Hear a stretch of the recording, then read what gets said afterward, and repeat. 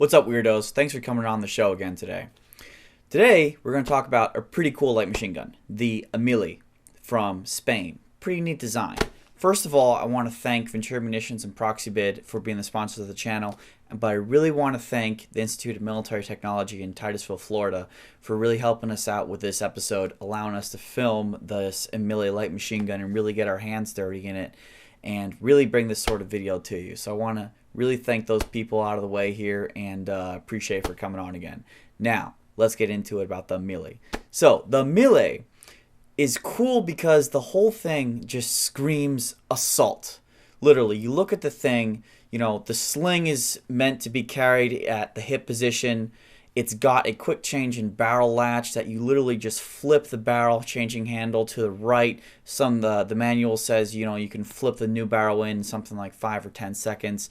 The bipods can switch all the way around like an MG42. They're quickly accessible, quickly be able to push out, you know, as a quick release latch, as a translucent ammunition box where you can actually see the round count as you're shooting them.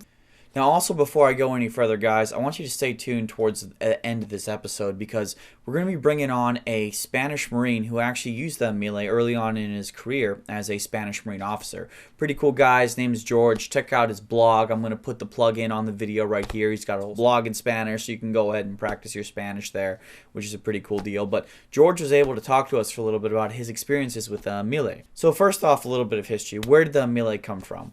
Well, that's kind of an interesting question because the common answer is the AMELI came from the MG42, which is yes, and it's no in a bunch of different ways. So first of all, we have towards the end of the Second World War, we have a version of the MG42 that actually is the MG45. And you can look at this book here, which is MG34 to MG42 German Universal Machine Guns by Folk Meivrang from Collector Grade Publications. Great book about the 42 and 34. But essentially you have these designs towards the end of the war. You initially have this sort of MG42V, which is depicted here. And that was a prototype design in 1944, which was an improvement on the MG42, which the problem was the Germans were having a lot of issues with the roller locking design, essentially coming out of battery too quickly, and they wanted to try to avoid that. So what they did was they worked on the MG42V and the MG45. Now, the MG45 and MG42V incorporate a roller locking design that is somewhat different than the original MG42 and 34. Essentially what they did is they took the barrel and they turned it into a fixed barrel once you inserted it into the machine gun. Now, if you know your MG42 operating systems, then you know that the barrel actually recoils a little bit with the bolt on its rearward travel once the round has been fired. Well, with the MG45, that doesn't happen. The barrel stays in place. In addition, they simplified the design in a number of ways. They had a fixed flash hider. In addition to, you could take the bolt out of the machine gun without taking the buttstock off of it. There's a lot of innovative stuff about the MG45. However, later on down the line, we've also got the Mauser-CETME Light Machine Gun, which is a 7.62 by 5.1mm NATO belt-fed light machine gun that is essentially in the guise of a G3 or CETME version. Now, the Mauser-CETME 7.62 light machine gun was developed before the AMELI, but essentially the AMELI comes along the scene in about the 1970s, early 1980s, and it's what the Spanish want for a squad automatic weapon. They want it in 5.56 and they want it belt-fed. So the thing to understand here about the AMELI is that when people say the AMELI is an MG42 design, sure, it looks like a 42, but actually there's a lot more in common with the AMELI with the 45. But at the same time, the roller locking system that was employed in the AMELI had already been developed throughout the 1950s, 60s, and 70s and gotten to the point where you could take it out of the CETMEs and the G3s and they could literally transplant it into the AMELI light machine gun, similar to the CETME L. In fact, there was a lot of talk that the CETME L and the AMELI had a lot of interchangeable parts. Whether this was actually true in the field, maybe, maybe not. But at an armor level, yeah, sure. Maybe there are a bunch of pins and stuff there that came into place as well. But whether we attribute the AMELI to sort of a continuation of the CETME series, but in the guise of an MG42, or if we attribute it straight back to the MG45, there's still some more research that needs to be done on this topic.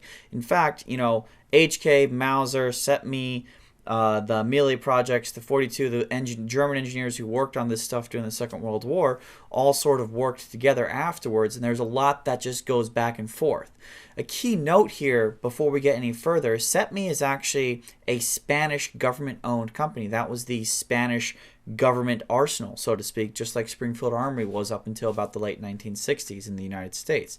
However, HK, Heckler & Koch, and Mauser were always private ventures, and we'll see how they differ in a little bit here too. Now, as I said, this thing was purely assault. It was purely made to be used in the offensive, a squad running forward to an objective trying to take as much ground as possible. Initially, the design was apparently really good. There's a lot of good features about it. You know, some of the shorter versions could actually fit inside of a briefcase. They were very reliable. However, from what we've heard is that the Spanish government got involved and started putting their fingers in and started either cutting costs or adding features. And what happened is they tacked too much on and took too much away.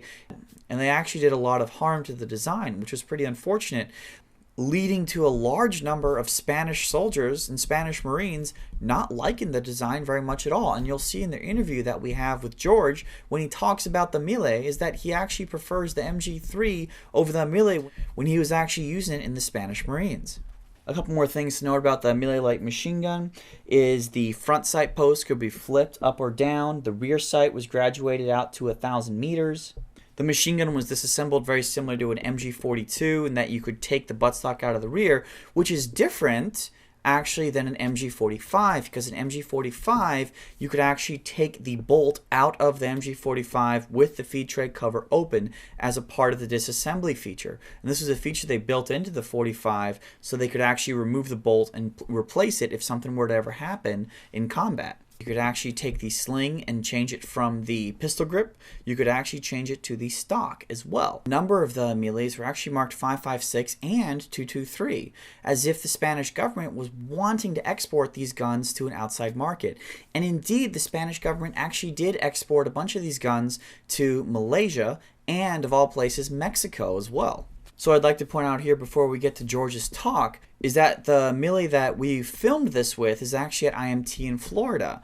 However, George was able to provide us a couple of pictures of an AMELI that is still in a Spanish military armory, which is pretty neat because it has some different features than what we see that was exported to the United States. Is that the Spaniards actually put a rail on top of the feed tray cover, allowing for the installation of a SUSAT sight.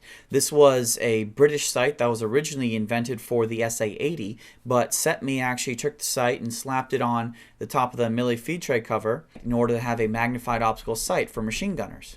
Personally, I think my favorite part of this whole light machine gun is the entire barrel-changing rear sight carrying handle setup, because at once you have a sturdy barrel-changing handle that also doubles as a carrying handle that you can use in the assault, that yet also doubles as a rear sight. And just like I said earlier, about everything about this machine gun is just designed for speed and aggression. Changing out the barrel is as simple as flicking a switch and popping it to the right with your right hand.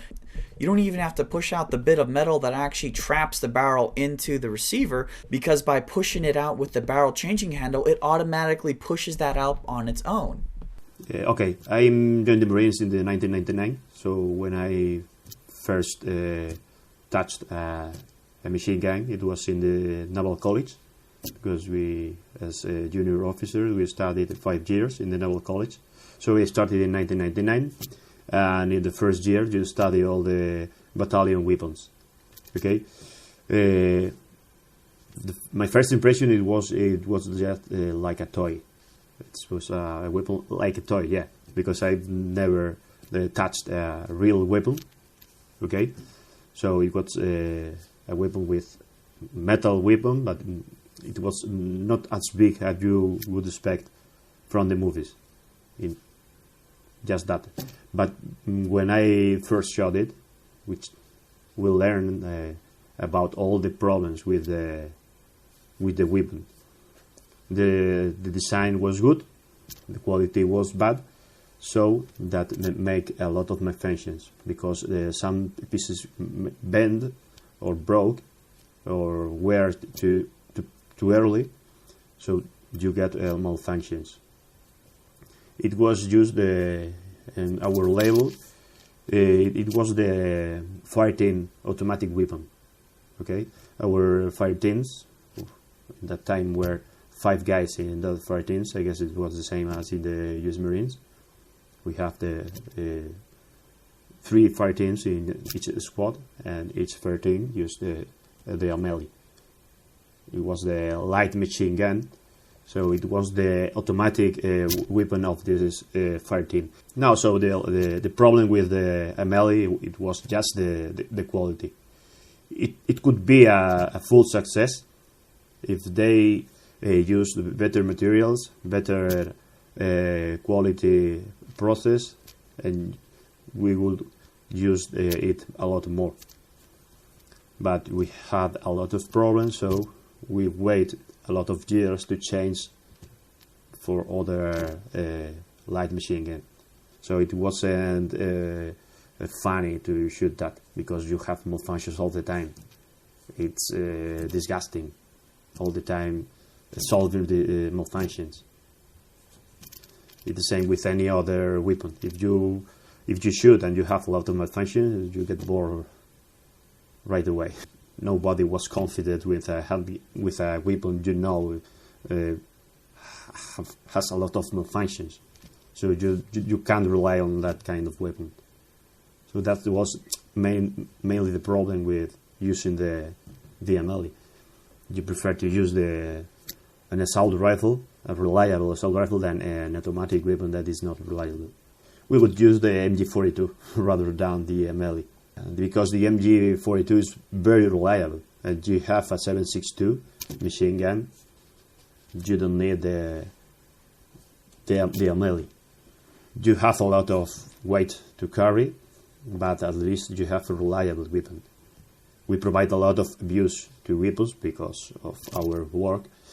So if you hit the ground with the AMELI, it could break. So it's not reliable, and that abuse means that the weapon stops running properly. And what I know from the guys, it's that they are really happy with the Minimi. You have to think that they knew the AMELI, so when you change from something that doesn't run really properly to something that it's really reliable, you get very happy. I think that the carrying handle is a myth. We don't use the carrying handle to carry a weapon. You usually use the 2 hands or the sling, but not the carrying handle. It's the same with the HK-G36. It is supposed to have a carrying handle, but most of the time you are not using the carrying handle. Once again, guys, we want to give a big round of applause for George here for coming on the show. And we also want to give one final thanks to IMT for allowing us to film at their facility and actually get this high quality footage of the Spanish AMELI.